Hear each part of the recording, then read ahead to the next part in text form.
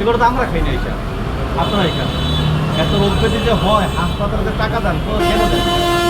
এই কারণে কাঁচা মাংসের মধ্যে আপনি রাখছেন মজার ফ্রি, এটা তো হওয়ার সুযোগ নাই কোনো, এটা বিষ। আপনি খাবেন কাঁচা মাংসের মধ্যে মজা? কাঁচা মাছ কাঁচা মাংসের মধ্যে আপনি খাবেন না? ঠিক আছে, রান্না করা কেমন আছে? এই অবস্থা কেন এটা? এই অবস্থা কেন? এটা কি হ্যাঁ? এটা কি খাও খাচ্ছে?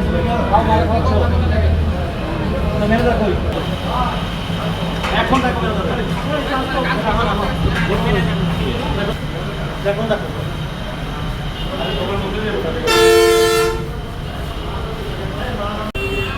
এই যে ফুল লাগে না, এত ফুলের নাই, হাই হাই রে ভিজে ডলা উঠে না, তোমার ভিজে ডলা দিই, ভিজে ডলা দিই, তোমার 1000 মতো ইচ্ছা একটা দিয়ে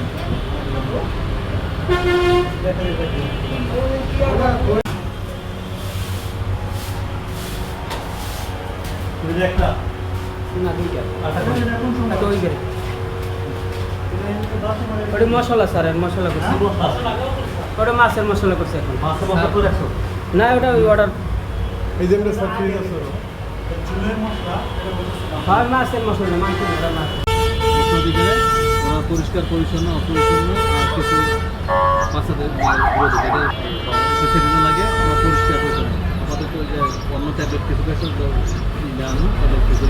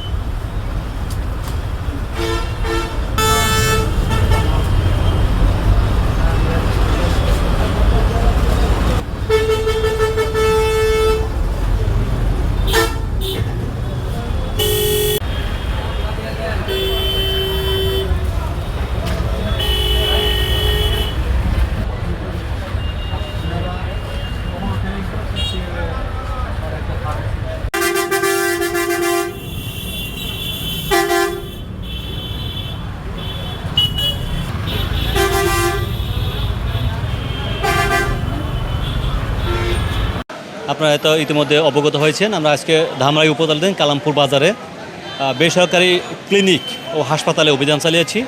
তারপর আমরা ঔষধের দোকান দেখেছি, ঔষধের দোকান আসলে পরিবেশ কেমন অথবা কোনো মেয়াদোত্তীর্ণ ঔষধ বিক্রি করে কিনা। এরপর আমরা দুইটা বড় হোটেলে আমরা অভিযান চালিয়েছি। সে 4টা বেসরকারি হাসপাতাল ও ক্লিনিকে মোট 35,000 টাকা জরিমানা করেছি। ফার্মেসিতে যেটা ছিল ওষুধের দোকান, সেখানে মেয়াদোত্তীর্ণ এবং অগোছালো যেরকম ওষুধ থাকার কথা সেরকম রাখে না, এই জন্য 10,000 টাকা জরিমানা করেছি। 2টা হোটেলে অস্বাস্থ্যকর পরিবেশে খাবার রাখা, ফ্রিজে রুটি কাঁচা আটার সাথে মাংস রাখা, এবং এখানে খাবার যে পরিবেশন করতে খাবার পরিবেশ অস্বাস্থ্যকর পরিবেশ ছিল।